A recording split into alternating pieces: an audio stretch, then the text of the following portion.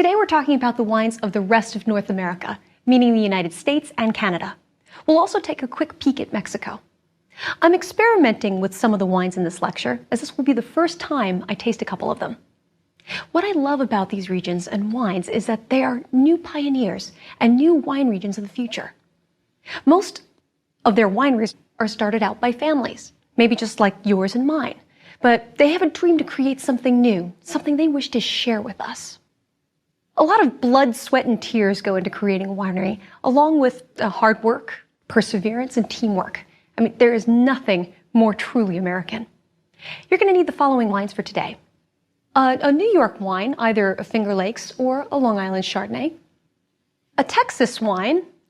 A Virginia wine. Here, get a fruit wine as well. Here we have the Red Ass Rhubarb from South Dakota. A wine from Idaho. And an ice wine from Canada. Here we have the Inniskillen. You might think as a master of wine, I've tasted every producer and been to every region in the world, but that would take several lifetimes over. So this is an exciting lecture for me, as there are wines here that I've never tasted before. This will be a discovery for us together. As I said in our last lecture, you may have a hard time locating these wines. So if you can't find them, don't worry about it. If you live here in North America, try to find a wine from your state or province. Let's start with the U.S. Now, believe it or not, there are wineries in every state in the United States. After the repeal of Prohibition in 1933, each state was allowed to create its own set of laws regarding the sale and distribution of alcohol. Even today, it's a very confusing system. In most countries in Europe, the producer is allowed to sell directly to restaurants and retail stores, as well as directly to consumers. In the U.S., however, the only direct selling is in wineries themselves. Otherwise, wineries must sell their wines to a wholesaler, who then sells to a restaurant, who then sells to the consumer. It's called the three-tier system. In the 1980s and 1990s, these wholesalers consolidated, so the big players got even bigger. Many of the wineries outside California, Washington, Oregon, however, are too small to get into the portfolios of some of these larger wholesalers. And even if they do, the wholesaler portfolios are so huge that these tiny little wineries don't get any attention. This, plus the small quantities they produce, is part of the reason why you don't see many of these wines on a national basis. Now, the top three states in terms of the number of wineries, after California, Washington, and Oregon, are New York, Virginia, and Texas. And we'll spend most of our time on them. I'm going to start with the next biggest wine state in the U.S. and my home state, New York. Long Island was an early wine producer using indigenous American vines because of the problem with phylloxera, which I mentioned in lecture 18. These days, Vitis vinifera is the predominant grape species, starting with plantings by the Hargrave family in 1973. And in the last 25 years, Long Island wines have really taken off. They've gone from 100 acres to over 3,000. Long Island obviously has a huge maritime influence, comparable to what you see in Bordeaux. The growing season is 3 weeks longer than in any other area in New York, so they can do well with some thicker skinned varieties that ripen later, such as Merlot and Cabernet Franc. You see wineries on the North Fork of Long Island and some on the South Fork near the Hamptons, such as this one called Channing Daughters. And this is their Chardonnay. So let's taste it. Let's take a look at the color. This is a yellow gold, very pretty, and it's a little bit deeper as you would expect because it's a Chardonnay and it's got some oak in it, so it's a little bit deeper in color.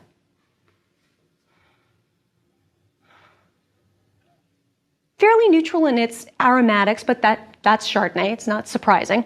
But the aromas that I do get, it's definitely upfront in its fruit, so you get that apple flavor, and so that tells us it's the New World. But I also get a strong sense of butter, of cream, a little biscuity tones, as well as some toasted vanilla. So we can tell this has been seen some treatment with oak. Now let's taste it.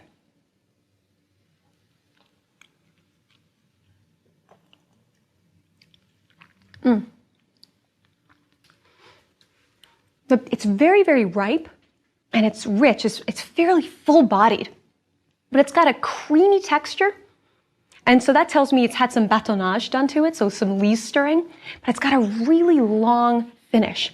And the oak that it has is very well integrated.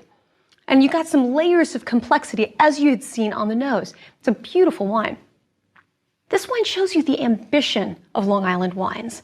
Here's a Chardonnay that has used wild yeast to ferment, which can create even more layers of flavors and more rounded mouthfeel.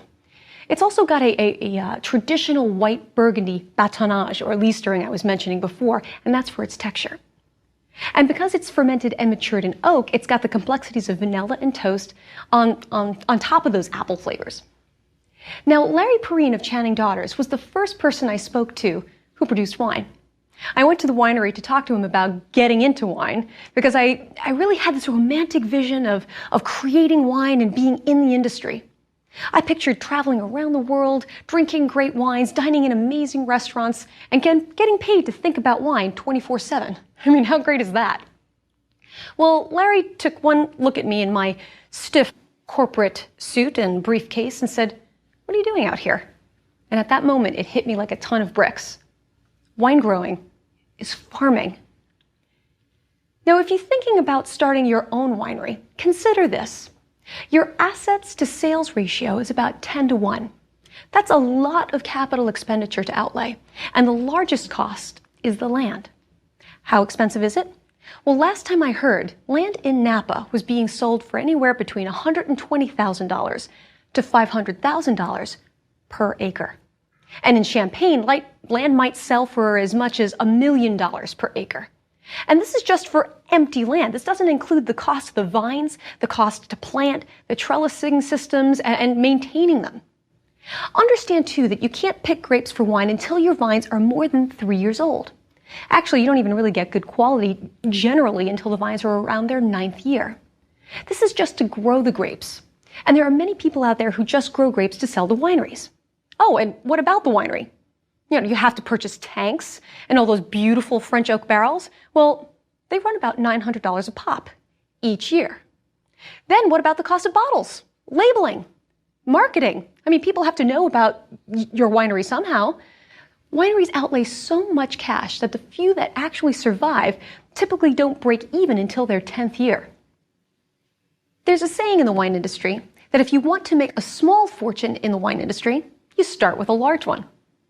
I hope I didn't discourage you if you had dreams of starting your own winery. However, this should give you a much larger perspective and a respect for those wineries across the United States that have persevered and succeeded. The second main wine region in New York is near the Finger Lakes. One of the first vineyards here was started by Dr. Konstantin Frank, a Russian viticulturalist who immigrated to the U.S. in 1951. Everyone told him it was too cold in New York to plant Vitis vinifera vines, but he said, "I'm from Russia. It's even colder there." The Finger Lakes are narrow, deep lakes that were formed during the Ice Age. They have steep slopes that have great sun exposure, and just like in Germany, the moderating effect and reflecting influence of the lakes help the berries to ripen. With this environment, what kind of wines might you expect? Well, if you guessed Rieslings and Gewürztraminers and late harvest botrytized sweet Rieslings, you're right. Hermann J. Wiemer is another winery that makes quality Rieslings. And his family had influence in the German wine industry and saw potential in the Finger Lakes region. This region also creates some successful wines using French-American hybrids. Now, a hybrid is a marriage of two grape species, whereas a crossing is a marriage of two grape varieties. The American species protect against winter freeze and phylloxera. The French species has the flavors that the winemakers want.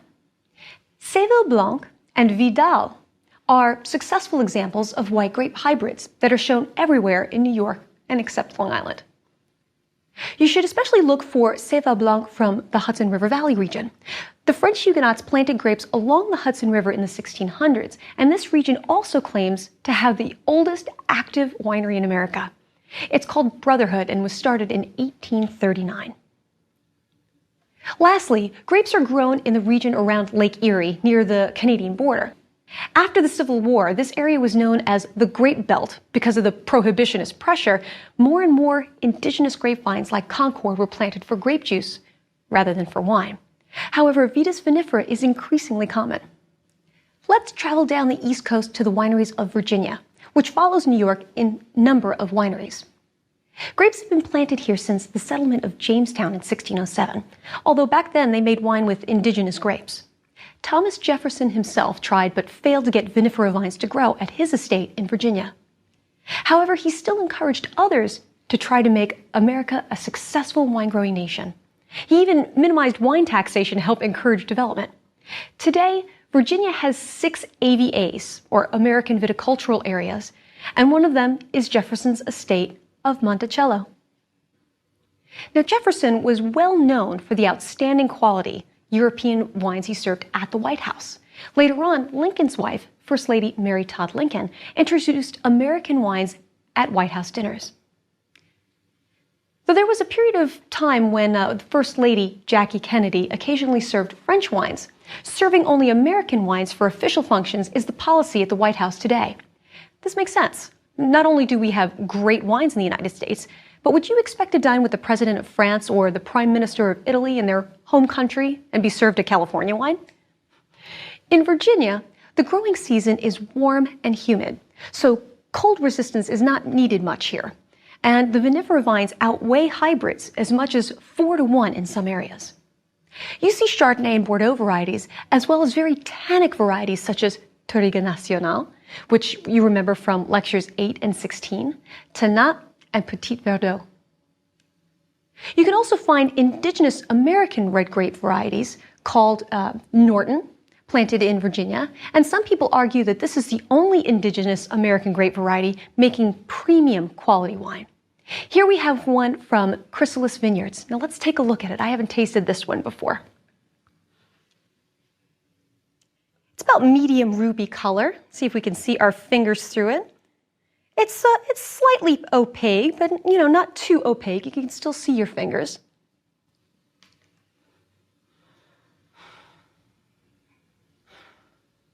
About medium aromatic intensity, but the aromas that I get actually remind me a little bit of a cross between Merlot and Pinot Noir. I get some of the dark blackberry fruit, but I also get some cherry fruit as well. It's very pretty, very fruity. But it's also very upfront fruit, so we know that it's from the New World. Let's taste it.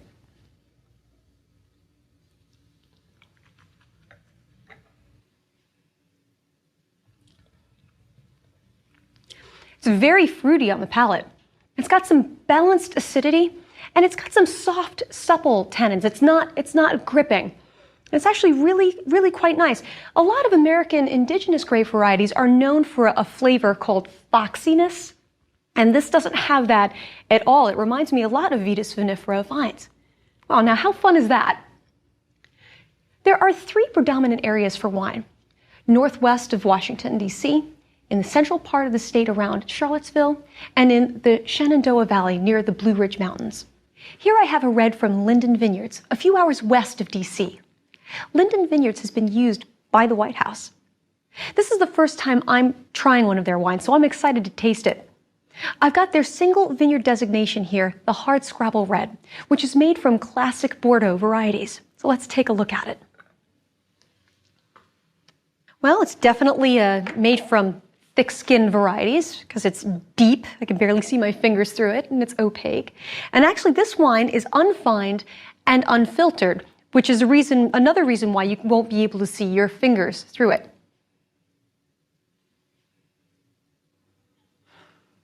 It's moderately aromatic, but that's typical for Bordeaux blend. And I definitely get the black currant of the Cabernet Sauvignon. But it's got some black cherry notes in there as well, and I get some hints of rose petals, and also a little bit of an herbal, savory quality to it as well. And I also get some toast, so that lets us know that it's seen some oak. Let's taste it.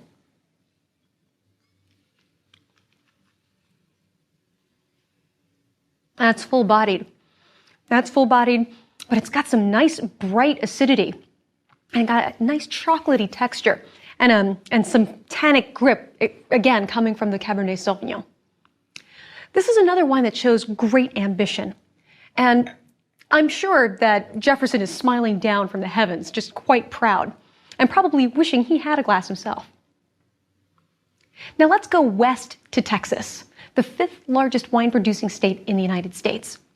Winemaking in Texas predates California by about 100 years. Just like in California, the missionaries played a significant role in introducing wines here. The earliest recorded wines in Texas were produced in the 1650s by Spanish missionaries coming from Mexico. Franciscan priests planted vines near modern-day El Paso. The grape they planted here was called the mission grape, a black grape variety and a vinifera one at that, likely from Spain and brought over by the conquistadors. The wines weren't considered high quality, however, they were primarily used for sacramental purposes.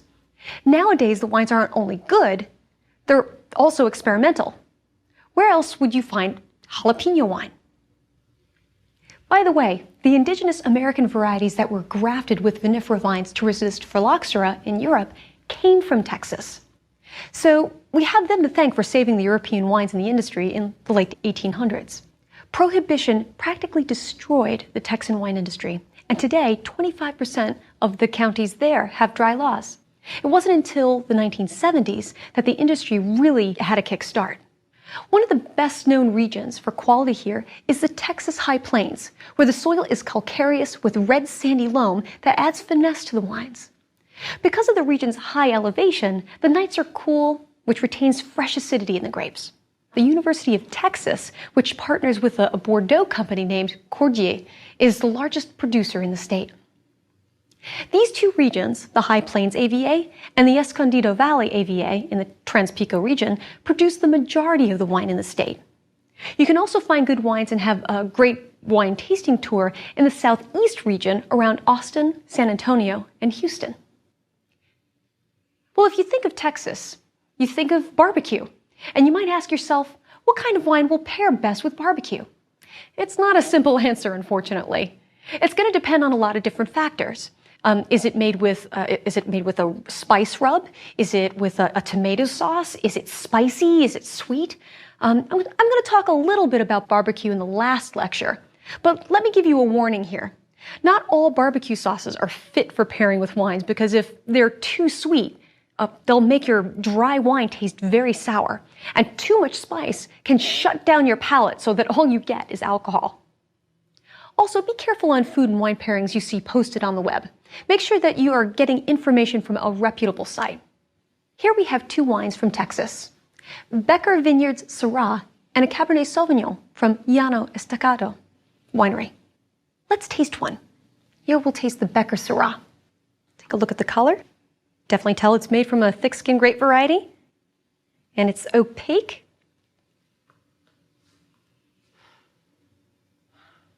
Moderate in its aromatics. And you definitely get some Syrah fruit, but this is more of a Syrah style than a Shiraz style because you're getting some herbal characteristics, some savory characteristics, a little meaty quality, but you get that black pepper that you associate with Syrah and that rich red raspberry fruit.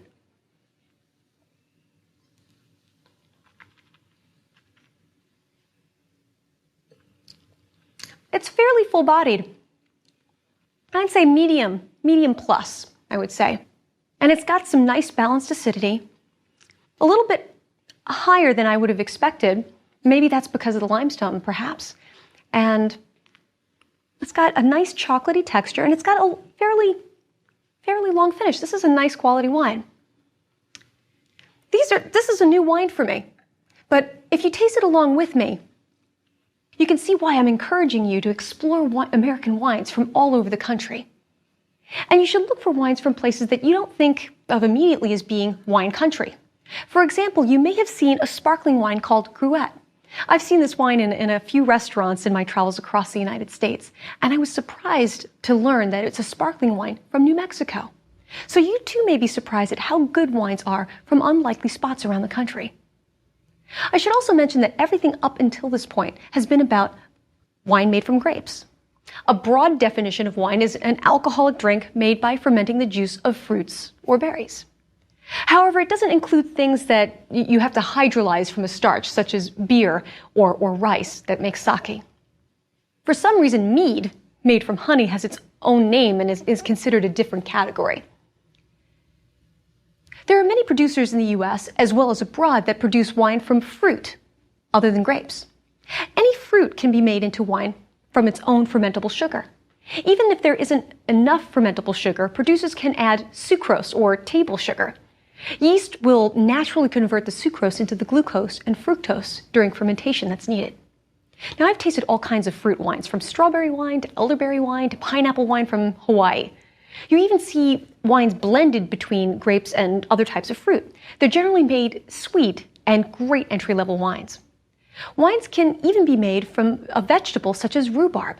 Here we have one called red ass rhubarb from the prairie berry in western South Dakota, not too far actually from Mount Rushmore. I've never tasted it before, so I'm excited to try it.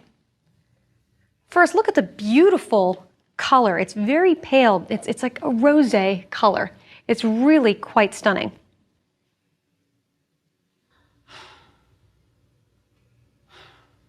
And it's quite aromatic as well. And it smells of raspberries and of rhubarb. And that's actually because it's made with raspberries and rhubarb. And it smells, if you've ever had a strawberry rhubarb pie, it smells exactly like that, including the smell of that sweetness.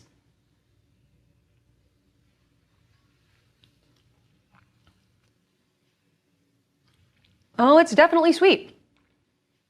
But it's got a high level of acidity there that is cleaning all of that cloying sweetness. It's quite delicious, actually. Prairie Berry also makes wines from pumpkins, which I've never tasted either. I mean, are these first growth Bordeaux? No. But they're fun and in your own backyard and part of someone's American dream. When I first started drinking wine, I couldn't get enough of a wine called Spring Splendor from Pindar Vineyards on Long Island. It's an off-dry blush that's fermented with Merlot as well as cranberries.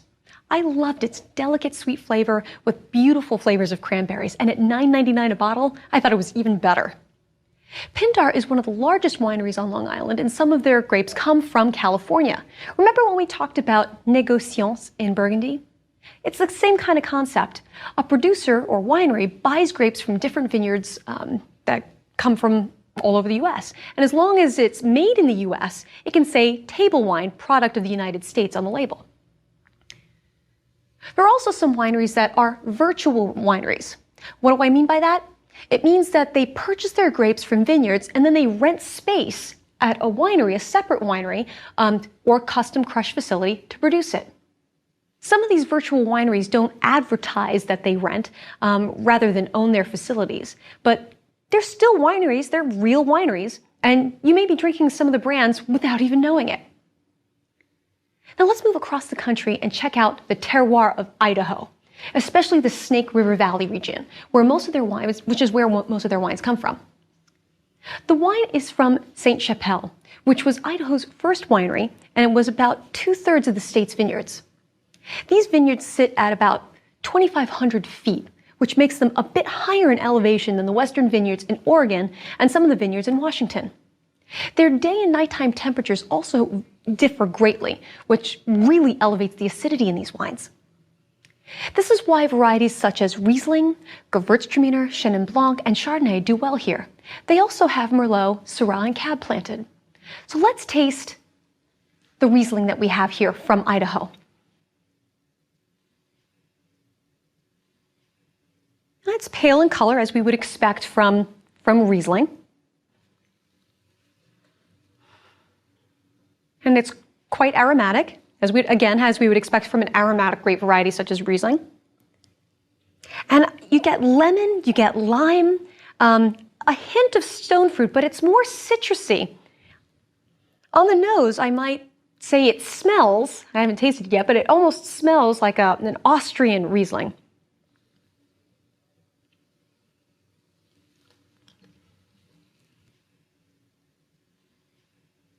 It's got a delicate sweetness to it, but because it's Riesling, it's got that high level of acidity that's cleaning the palate. And it's quite delicate in body, as again, what you would expect from Riesling. So it's showing its true Riesling characteristics in the terroir of Idaho. Now let's pop out of America for a few minutes and look at Mexico and Canada. You don't see too many Mexican wines because their per capita consumption is about 1 glass per year. So it's not commercially very viable for them. Nevertheless, it's one of the largest areas in Latin America for growing and producing wines. Their first wines date back to 1521, influenced by the arrival of the Spanish conquistadors. By 1524, new Spanish settlements had been ordered by Cortés himself to plant 1,000 vines for every 100 natives. Unfortunately, the industry took a downturn when, in 1699, Spain's King Felipe II prohibited wine production in the new Spanish colonies to protect Spain's own wine industry. Only sacramental wine production was allowed after this. About 90% of all quality wine production in Mexico comes from vineyards in the northern end of Baja California.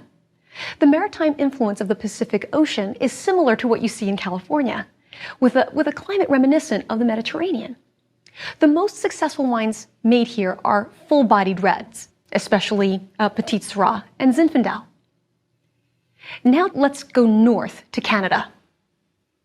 There were almost no vinifera grape varieties here until 1988, when Canada dropped its trade barriers against imports.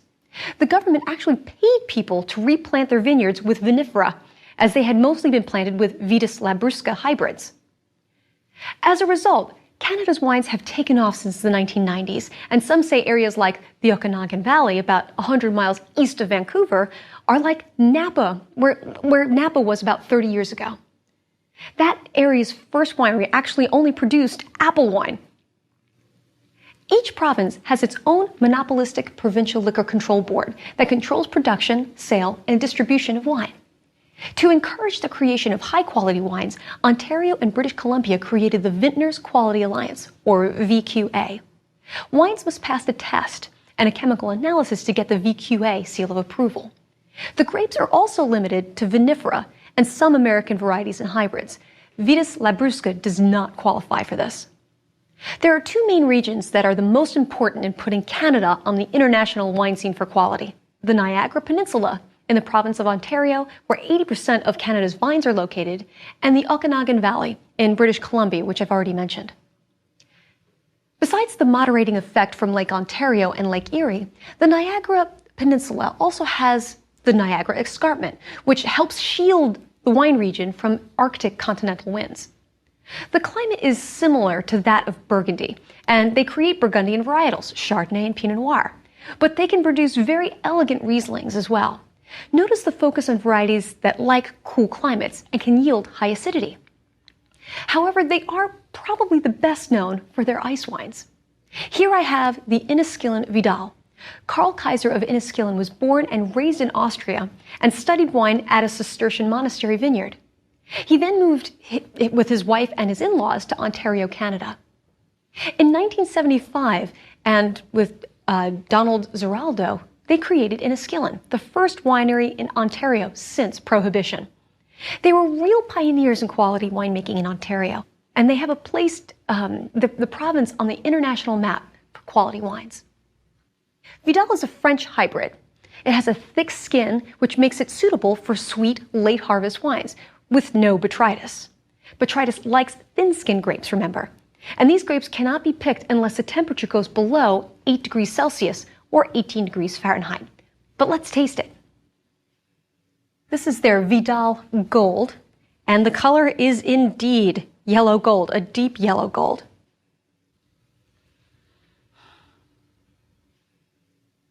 It's fairly aromatic, but not as aromatic as let's say, Riesling. Let's smell it. This smells of honey and of nectarines and peach nectar. It's a beautiful aroma. You don't get the citrusy note that you get from Riesling. Let's taste it.